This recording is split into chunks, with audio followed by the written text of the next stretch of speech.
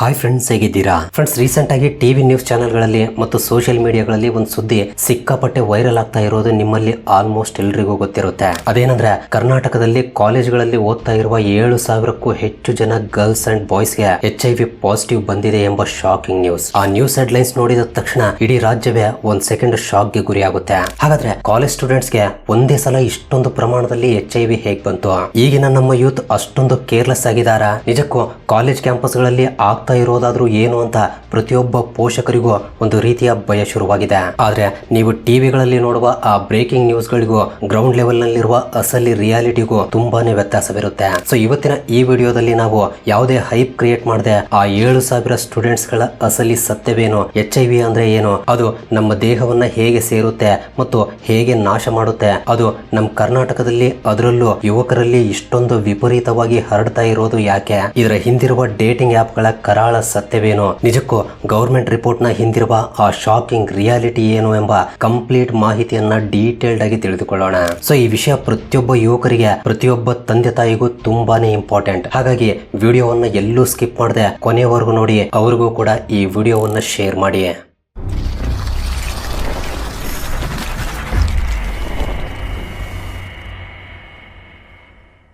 So main ಟಾಪಿಕ್ಗೆ ಹೋಗೋಕ್ಕೂ ಮುಂಚೆ ನಿಜಕ್ಕೂ ಈ HIV ಅಂದ್ರೆ ಏನು ಮತ್ತು ಅದು ನಮ್ಮ ದೇಹದಲ್ಲಿ ಬಯೋಲಾಜಿಕಲ್ ಆಗಿ ಹೇಗೆ ಕೆಲಸ ಮಾಡುತ್ತೆ ಅಂತ ತುಂಬಾ ಸಿಂಪಲ್ ಆಗಿ ತಿಳಿದುಕೊಳ್ಳೋಣ. HIV ಅಂದ್ರೆ ಹ್ಯೂಮನ್ ಇಮ್ಯುನೋ ಡಿಫಿಷಿಯನ್ಸಿ ವೈರಸ್. ನಮ್ಮ ದೇಹದಲ್ಲಿ ಯಾವ್ದಾದ್ರು ರೋಗಗಳು ಬಂದಾಗ ಅವುಗಳ ವಿರುದ್ಧ ಹೋರಾಡೋಕೆ ಬಿಳಿ ರಕ್ತ ಕಣಗಳು ಇರುತ್ತವೆ. ಸೊ ಅದರಲ್ಲಿ ಮುಖ್ಯವಾಗಿ CD4 ಎಂಬ ಸೆಲ್ಗಳು ನಮ್ಗೆ ಇಮ್ಯುನಿಟಿಯನ್ನ ಕೊಡುತ್ತವೆ. ನಾರ್ಮಲ್ ಆಗಿ ಒಬ್ಬ ಆರೋಗ್ಯವಂತ ಮನುಷ್ಯನ ಒಂದು ಹನಿ ರಕ್ತದಲ್ಲಿ ಸುಮಾರು 500 ರಿಂದ 1500 CD4 ಸೆಲ್ಗಳಿರುತ್ತವೆ. ಯಾವಾಗ ಈ HIV ವೈರಸ್ ನಮ್ಮ ದೇಹದ ಒಳಗಡೆ ಸೇರುತ್ತೋ ಅದು ಬೇರೆ ಯಾವ ಅಂಗದ ಮೇಲೂ ಕೂಡ ಅಟ್ಯಾಕ್ ಮಾಡಲ್ಲ. ಡೈರೆಕ್ಟ್ ಆಗಿ ಈ CD4 ಸೆಲ್ಗಳ ಒಳಗಡೆ ಸೇರಿಕೊಳ್ಳುತ್ತೆ. ಆ ಸೆಲ್ಗಳನ್ನೇ ಒಂದು ಫ್ಯಾಕ್ಟರಿ ತರ ಬಳಸಿಕೊಂಡು ತನ್ನ ಕೋಟ್ಯಾಂತರ ಕಾಪಿಗಳನ್ನ ಮಾಡಿಕೊಳ್ತಾ ಹೋಗುತ್ತೆ. ಕೊನೆಗೆ ಆ CD4 ಸೆಲ್ಗಳನ್ನ ಸಂಪೂರ್ಣವಾಗಿ ನಾಶಪಡಿಸುತ್ತೆ. ಸಿಂಪಲ್ ಆಗಿ ಹೇಳಬೇಕು ಅಂದ್ರೆ ಇದು ನಮ್ಮ ದೇಹದ ಇಮ್ಯುನಿಟಿಯನ್ನೇ ಸಂಪೂರ್ಣವಾಗಿ ಹಾಳು ಮಾಡುವ ಒಂದು ಪ್ರಕ್ರಿಯೆ ಅಂತ ಹೇಳ್ಬೋದು. ಈ ವೈರಸ್ ದೇಹದ ಒಳಗಡೆ ಹೋದಾಗ ಮುಖ್ಯವಾಗಿ 3 ಹಂತಗಳಿರುತ್ತವೆ. ಮೊದಲನೇದು ಅಕ್ಯೂಟ್ ಇನ್ಫೆಕ್ಷನ್. ಈ ವೈರಸ್ ದೇಹವನ್ನ ಸೇರಿದ 2 ರಿಂದ 3 ವಾರಗಳಲ್ಲಿ ಮಾಮೂಲಿ ಜ್ವರ, ಗಂಟಲು ನೋವು ಮತ್ತು ಮೈ ಮೇಲೆ ರ್ಯಾಶಸ್ ಬರುತ್ತವೆ. ಇದು ಸಾಮಾನ್ಯ ಜ್ವರದಂತೆ ಇರೋದ್ರಿಂದ ಯಾರು ಕೂಡ ಇದನ್ನ ಅಷ್ಟೊಂದು ಸೀರಿಯಸ್ ಆಗಿ ತಗೊಳ್ಳಲ್ಲ. ಆಮೇಲೆ ಶುರುವಾಗೋದೇ ಸೆಕೆಂಡ್ ಸ್ಟೇಜ್ ಅಂದ್ರೆ ಕ್ರಾನಿಕ್ ಸ್ಟೇಜ್. ಈ ಹಂತದಲ್ಲಿ ಮನುಷ್ಯನಿಗೆ ಯಾವುದೇ ಲಕ್ಷಣಗಳಿರಲ್ಲ. ಸುಮಾರು 8 ರಿಂದ 10 ವರ್ಷಗಳವರೆಗೆ ಈ ವೈರಸ್ ಸೈಲೆಂಟ್ ಆಗಿ ದೇಹದಲ್ಲಿತ್ಕೊಂಡು ಆ CD4 ಸೆಲ್ಗಳನ್ನ ಪ್ರತಿದಿನ ನಾಶ ಮಾಡ್ತಾನೆ ಇರುತ್ತೆ. ಮನುಷ್ಯ ನೋಡೋಕೆ ಆರೋಗ್ಯವಾಗಿ ಕಾಣ್ತಾನೆ, ಆದ್ರೆ ಒಳಗಡೆ ಇಮ್ಯುನಿಟಿ ಮಾತ್ರ ಕಮ್ಮಿ ಆಗ್ತಾ ಇರುತ್ತೆ. ಇನ್ನು ಮೂರನೇದ್ದು ಮತ್ತು ಕೊನೆಯ ಸ್ಟೇಜ್ ಏಡ್ಸ್. ಯಾವಾಗ ಈ CD4 ಸೆಲ್ಗಳ ಸಂಖ್ಯೆ 200ಕ್ಕಿಂತ ಕೆಳಗೆ ಬೀಳುತ್ತೋ ಆಗ ನಮ್ಮ ಇಮ್ಯುನಿಟಿ ಕಂಪ್ಲೀಟ್ ಆಗಿ ಝೀರೋ ಆಗಿ ಬಿಡುತ್ತೆ. ಆ ಸಮಯದಲ್ಲಿ ಒಂದು ಸಣ್ಣ ನೆಗಡಿ, ಕೆಮ್ಮು ಅಥವಾ TB ಬಂದ್ರೂ ಕೂಡ ನಮ್ಮ ದೇಹಕ್ಕೆ ಅದರ ವಿರುದ್ಧ ಹೋರಾಡುವ ಶಕ್ತಿ ಇರಲ್ಲ. ಅಂದ್ರೆ HIV ಅನ್ನೋದು ಕೇವಲ ಒಂದು ವೈರಸ್, ಬಟ್ ಅದು ಮಾಡುವ ಡಿಸಾಸ್ಟರ್ ನ ಕೊನೆಯ ಹಂತವನ್ನೇ ಏಡ್ಸ್ ಅಂತ ಕರಿತೀವಿ.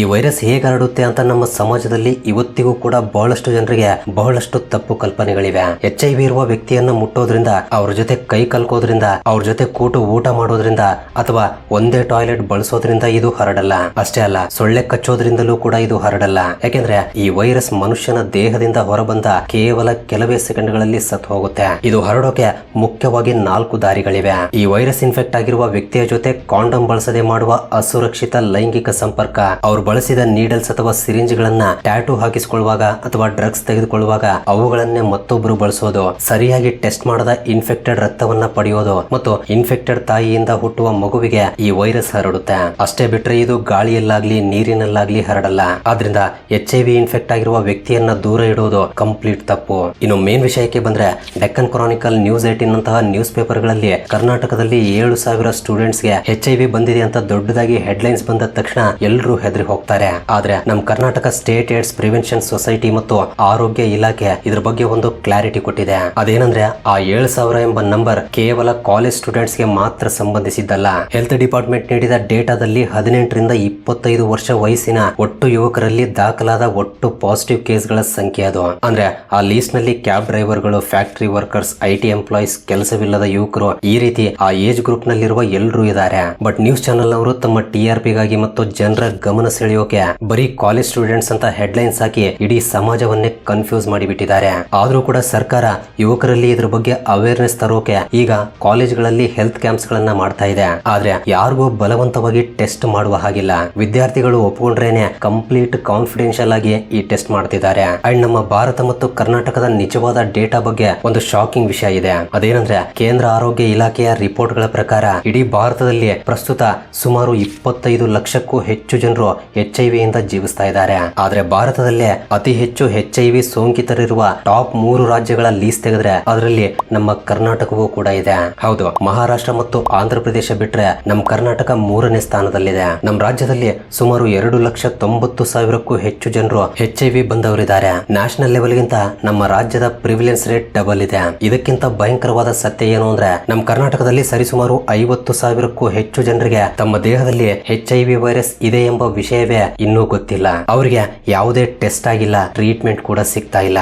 ಅವರು ತಮಗೆ ಗೊತ್ತಿಲ್ಲದೆ ತಮ್ಮ ಪಾರ್ಟ್ನರ್ಗೂ ಕೂಡ ಈ ರೋಗವನ್ನ ಹಂಚ್ತಾ ಇದ್ದಾರೆ. ಭಾರತದಲ್ಲಿ ಅವರಿಗೆ ಬಂದಿರೋದು HIV ಅಂತ ಗೊತ್ತಿಲ್ಲದೆ ಇರುವ ಜನರ ಸಂಖ್ಯೆ ಜಾಸ್ತಿ ಇರೋದು ನಮ್ಮ ಕರ್ನಾಟಕದಲ್ಲಿ ಅನ್ನೋದು ನಿಜಕ್ಕೂ ಬೇಸರದ ಸಂಗತಿ. ರೀಸೆಂಟ್ ದಿನಗಳಲ್ಲಿ ನಮ್ಮ ಯುವಕರಲ್ಲಿ, ಅದರಲ್ಲೂ ಜೆನ್ಜಿ ಯೂತ್ ನಲ್ಲಿ ಈ ವೈರಸ್ ಅತಿಯಾಗಿ ಯಾಕೆ ಹರಡ್ತಾ ಇದೆ ಗೊತ್ತಾ? ಇದಕ್ಕೆ ಮುಖ್ಯ ಕಾರಣ ಬದಲಾಗಿರುವ ಲೈಫ್ ಸ್ಟೈಲ್ ಮತ್ತು ಈ ಡಿಜಿಟಲ್ ಯುಗ. ಈಗಿನ ಕಾಲದಲ್ಲಿ ಬೆಂಗಳೂರು, ಮೈಸೂರು ಮತ್ತು ಮಂಗಳೂರಿನಂತಹ ಸಿಟಿಗಳಲ್ಲಿ ಟಿಂಡರ್, ಬಂಬಲ್ ನಂತಹ ಡೇಟಿಂಗ್ ಆಪ್ ಗಳ ಯೂಸೇಜ್ ವಿಪರೀತವಾಗಿ ಹೆಚ್ಚಾಗ್ತಾ ಇದೆ. ಈ ಅಪ್ಲಿಕೇಶನ್ ಗಳ ಮೂಲಕ ಯಾರೋ ಗೊತ್ತಿಲ್ಲದ ಅನಾನಿಮಸ್ ವ್ಯಕ್ತಿಗಳ ಜೊತೆ ವಿತಿನ್ ಸೆಕೆಂಡ್ಸ್ ಗಳಲ್ಲಿ ಕನೆಕ್ಟ್ ಆಗಬಹುದು. ಸುಮ್ನೆ ಮೊಬೈಲ್ ನಲ್ಲಿ ರೈಟ್ ಸ್ವೈಪ್ ಮಾಡಿದ್ರೆ ಸಾಕು, ಮುಖ ಪರಿಚಯವೇ ಇಲ್ಲದವರ ಜೊತೆ ಡೇಟಿಂಗ್ ಫಿಕ್ಸ್ ಆಗುತ್ತೆ. ಅವರ ಬ್ಯಾಕ್ ಗ್ರೌಂಡ್ ಏನು, ಅವರ ಹೆಲ್ತ್ ಸ್ಟೇಟಸ್ ಏನು ಅಂತ ತಿಳಿದೇ ನಡೆಸುವ ಕ್ಯಾಶುವಲ್ ರಿಲೇಶನ್ಶಿಪ್ ಗಳು ಮತ್ತು ಅನ್ಸೆಕ್ಯೂರ್ಡ್ ಕನೆಕ್ಷನ್ ಗಳು ಈ ವೈರಸ್ ಹರಡೋಕೆ ದಾರಿ ಮಾಡಿಕೊಡ್ತಾ ಇವೆ. ಮುಂಚೆ ಯಾರಿಗಾದ್ರೂ ಪಾಸಿಟಿವ್ ಬಂದ್ರೆ ಆರೋಗ್ಯ ಇಲಾಖೆಯವರು ಅವರ ಪಾರ್ಟ್ನರ್ ಯಾರು, ಅವರ ಕಾಂಟ್ಯಾಕ್ಟ್ಸ್ ಯಾರು ಅಂತ ಸುಲಭವಾಗಿ ಟ್ರೇಸ್ ಮಾಡ್ತಾ ಇದ್ರು. ಆದ್ರೆ ಈ ಡೇಟಿಂಗ್ ಆಪ್ ಗಳಲ್ಲಿ ಅಕೌಂಟ್ ಗಳು ಫೇಕ್ ಆಗಿರುತ್ತವೆ ಅಥವಾ ಅನಾನಿಮಸ್ ಆಗಿರುತ್ತವೆ. ಯಾರಿಂದ ಯಾರಿಗೆ ಈ ವೈರಸ್ ಬಂತು ಅಂತ ಹುಡುಕೋದೆ ಇಲಾಖೆಗೆ ಇಂದು ಅತಿ ದೊಡ್ಡ ತಲೆನೋವಾಗಿದೆ. ಇದ್ರ ಜೊತೆಗೆ ಯೂತ್ ನಲ್ಲಿರುವ ಮತ್ತೊಂದು ದೊಡ್ಡ ಪ್ರಾಬ್ಲಮ್ ಅಂದ್ರೆ ಸಮಾಜದ ಮುಜುಗರ ಮತ್ತು ಭಯ. ಯಾರಿಗಾದ್ರೂ ತಮ್ಮ ದೇಹದಲ್ಲಿ ಸ್ವಲ್ಪ ವಿಚಿತ್ರ ಲಕ್ಷಣಗಳು ಕಂಡ್ರೂ ಕೂಡ ಹಾಸ್ಪಿಟಲ್ಗೆ ಹೋಗಿ ಟೆಸ್ಟ್ ಮಾಡಿಸಿದ್ರೆ ಡಾಕ್ಟರ್ ಏನಂದ್ಕೊಳ್ತಾರೆ, ಫ್ರೆಂಡ್ಸ್ ಗೆ ಗೊತ್ತಾದ್ರೆ ನನ್ನನ್ನ ದೂರ ಇಡ್ತಾರೆ, ಸಮಾಜ ನನ್ನನ್ನ ಬಹಿಷ್ಕಾರ ಮಾಡುತ್ತೆ, ಈ ರೀತಿ ಹಲವಾರು ಭಯದಿಂದ ಸೈಲೆಂಟ್ ಆಗಿ ಮನೆಯಲ್ಲೇ ಒದ್ದಾಡ್ತಾರೆ. ಅದಕ್ಕಾಗಿಯೇ ನಮ್ಮ ಕರ್ನಾಟಕ ಸರ್ಕಾರ ಈಗ ಯುವಕರಿಗಾಗಿ ಬ್ರೇಕ್ ಫ್ರೀ ಎಂಬ ಒಂದು ಅತ್ಯದ್ಭುತವಾದ ಆನ್ಲೈನ್ ಸಿಸ್ಟಮ್ ತಂದಿದೆ. ಯುವಕರು ಹಾಸ್ಪಿಟಲ್ಗೆ ಹೋಗದೇನೆ, ತಮ್ಮ ಹೆಸರು ಅಥವಾ ಫೋನ್ ನಂಬರ್ ಕೊಡದೇನೆ ಕೇವಲ 7 ಸಿಂಪಲ್ ಪ್ರಶ್ನೆಗಳಿಗೆ ಉತ್ತರ ಕೊಟ್ಟು ತಮಗೆ HIV ರಿಸ್ಕ್ ಎಷ್ಟಿದೆ ಅಂತ ಮೊಬೈಲ್ ನಲ್ಲೇ ಸೆಲ್ಫ್ ಅಸೆಸ್ಮೆಂಟ್ ಮಾಡ್ಕೋಬಹುದು. ಇದು 100% ಕಾನ್ಫಿಡೆನ್ಶಿಯಲ್ ಆಗಿರುತ್ತೆ. ಸೊ ಇಷ್ಟೆಲ್ಲ ಕೇಳಿದ್ಮೇಲೆ HIV ಬಂದ್ರೆ ಜೀವನವೇ ಮುಗಿತು ಅಂತ ಅನ್ಕೋಬೇಡಿ. 80s ಅಲ್ಲಿ HIV ಬಂದ್ರೆ ಸಾವು ಗ್ಯಾರಂಟಿ ಎಂಬ ಕಾಲ ಇತ್ತು. ಆದ್ರೆ ಇವತ್ತು ಇದು ಕೇವಲ ಒಂದು ಮ್ಯಾನೇಜಬಲ್ ಕಂಡೀಷನ್ ಅಷ್ಟೇ. ಮೆಡಿಕಲ್ ಸೈನ್ಸ್ ಇವತ್ತು ಎಷ್ಟೋ ಅಡ್ವಾನ್ಸ್ಡ್ ಆಗಿದೆ. HIV ಅನ್ನ ತಡೆಗಟ್ಟೋಕೆ ಮತ್ತು ಕಂಟ್ರೋಲ್ ಮಾಡೋಕೆ ನಮಗೆ ಬಹಳಷ್ಟು ದಾರಿಗಳಿವೆ. ಮೊದಲನೇದು ಸುರಕ್ಷಿತ ಲೈಂಗಿಕತೆ. ಯಾವುದೇ ಕಾರಣಕ್ಕೂ ಕೂಡ ಕಾಂಡೋಮ್ ಬಳಸದೆ ಅನ್ನೋನ್ ಪರ್ಸನ್ ಜೊತೆ ಸಂಪರ್ಕ ಬೆಳೆಸಬಾರ್ದು. ಎರಡನೇದು PEP ಟ್ಯಾಬ್ಲೆಟ್ ಗಳು. ಒಂದ್ ವೇಳೆ ಆಕಸ್ಮಿಕವಾಗಿ ಇನ್ಫೆಕ್ಟೆಡ್ ಪರ್ಸನ್ ಜೊತೆ ಕಾಂಟ್ಯಾಕ್ಟ್ ಆದ್ರೆ ಕೇವಲ 72 ಗಂಟೆಗಳ ಒಳಗಡೆ, ಅಂದ್ರೆ 3 ದಿನಗಳ ಒಳಗಡೆ ಡಾಕ್ಟರ್ಸ್ ಅನ್ನ ಭೇಟಿಯಾಗಿ ಈ PEP ಮಾತ್ರೆ ತೆಗೆದುಕೊಳ್ಳೋಕೆ ಶುರು ಮಾಡಿದ್ರೆ ಆ ವೈರಸ್ ನಮ್ಮ ದೇಹದಲ್ಲಿ ಸೆಟಲ್ ಆಗದಂತೆ 100% ತಡಿಬಹುದು. ಅದೇ ರೀತಿ PrEP ಎಂಬ ಮಾತ್ರೆಗಳು ಕೂಡ ಇವೆ. ರಿಸ್ಕ್ ಜಾಸ್ತಿ ಇರೋರು ಇದನ್ನ ಮುಂಚೆಯೇ ತಗೊಂಡು ತಮ್ಮನ್ನ ತಾವು ರಕ್ಷಿಸಿಕೊಳ್ಬಹುದು. ಜೊತೆಗೆ ಸೈನ್ಸ್ ನಮಗೆ ಕೊಟ್ಟಿರುವ ಅತಿ ದೊಡ್ಡ ವರದಾನ ಅಂದ್ರೆ U=U ಎಂಬ ಫಾರ್ಮುಲಾ. ಅಂದ್ರೆ ಅನ್ಡಿಟೆಕ್ಟೇಬಲ್ ಈಕ್ವಲ್ಸ್ ಟು ಅನ್ಟ್ರಾನ್ಸ್ಮಿಟೇಬಲ್. ಸಿಂಪಲ್ ಆಗಿ ಹೇಳಬೇಕು ಅಂದ್ರೆ HIV ಪಾಸಿಟಿವ್ ಇರುವ ವ್ಯಕ್ತಿ ಪ್ರತಿದಿನ ಸರಿಯಾಗಿ ಗವರ್ಮೆಂಟ್ ಕೊಡುವ ART ಮಾತ್ರೆಗಳನ್ನ ತಗೊಂಡ್ರೆ ಅವ್ರ ರಕ್ತದಲ್ಲಿ ಆ ವೈರಸ್ ನ ಪ್ರಮಾಣ ಕಂಪ್ಲೀಟ್ ಆಗಿ 0 ಮಟ್ಟಕ್ಕೆ ಇಳಿಯುತ್ತೆ. ಅದು ಟೆಸ್ಟ್ ನಲ್ಲೂ ಕೂಡ ಪತ್ತೆ ಆಗದಷ್ಟು ಕಡಿಮೆ ಆಗುತ್ತೆ. ಸೊ ಆ ಸ್ಟೇಜ್ ತಲುಪಿದಾಗ ಅವರ ಮೂಲಕ ಅವರ ಪಾರ್ಟ್ನರ್ಗೆ ಅಥವಾ ಬೇರೆಯವರಿಗೆ ಈ ವೈರಸ್ ಖಂಡಿತ ಹರಡೋದೇ ಇಲ್ಲ.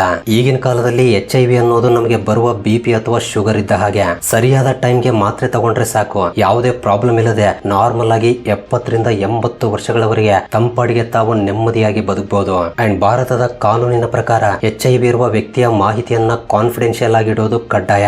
ಅವ್ರ ಜೊತೆ ಕಾಲೇಜ್ ನಲ್ಲಿ, ಕೆಲಸ ಮಾಡುವ ಜಾಗದಲ್ಲಿ ಅಥವಾ ಸಮಾಜದಲ್ಲಿ ಡಿಸ್ಕ್ರಿಮಿನೇಷನ್ ಮಾಡಿದ್ರೆ ಅದು ಪನಿಷೇಬಲ್ ಕ್ರೈಮ್ ಆಗುತ್ತೆ. ಸೊ ಫ್ರೆಂಡ್ಸ್, ಈ HIV ಬಗ್ಗೆ ಭಯಪಡುವ ಅಗತ್ಯವಿಲ್ಲ.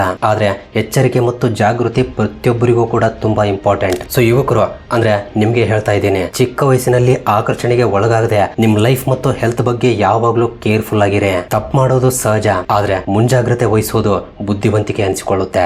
ಸೊ ಗೈಸ್, ಇದು ಇವತ್ತಿನ ವಿಡಿಯೋ. ಈ ವಿಡಿಯೋ ಪ್ರತಿಯೊಬ್ಬ ಟೀನೇಜರ್ಸ್ಗೆ, ಯಂಗ್ಸ್ಟರ್ಸ್ಗೆ, ಕಾಲೇಜ್ ಸ್ಟೂಡೆಂಟ್ಸ್ಗೆ ತಲುಪುವಂತೆ ತಪ್ಪದೆ ಶೇರ್ ಮಾಡಿ. ಹಾಗೆ ಈ ಇನ್ಫಾರ್ಮೇಶನ್ ನಿಮ್ಗೆ ಯೂಸ್ಫುಲ್ ಅನ್ಸಿದ್ರೆ ತಪ್ಪದೆ ವಿಡಿಯೋಗೆ ಒಂದು ಲೈಕ್ ಕೊಟ್ಟು ನಿಮ್ಮ ಅನಿಸಿಕೆಗಳನ್ನ ಕಮೆಂಟ್ ನಲ್ಲಿ ತಿಳಿಸಿ. ಇಂತಹ ಇಂಟ್ರೆಸ್ಟಿಂಗ್ ಫ್ಯಾಕ್ಟ್ ಬೇಸ್ಡ್ ಮತ್ತು ಎಜುಕೇಶನಲ್ ಕಂಟೆಂಟ್ ಮಿಸ್ ಆಗಬಾರ್ದು ಅನ್ಕೊಂಡ್ರೆ ನಮ್ಮ ಚಾನೆಲ್ ಅನ್ನ ಈಗಲೇ ಸಬ್ಸ್ಕ್ರೈಬ್ ಮಾಡ್ಕೊಂಡು ಪಕ್ಕದಲ್ಲಿರುವ ಬೆಲ್ ಐಕನ್ ಅನ್ನ ಆಕ್ಟಿವೇಟ್ ಮಾಡ್ಕೊಳ್ಳಿ. ಮತ್ತೆ ಸಿಗೋಣ ಮತ್ತೊಂದು ಇಂಟ್ರೆಸ್ಟಿಂಗ್ ವಿಡಿಯೋದಲ್ಲಿ.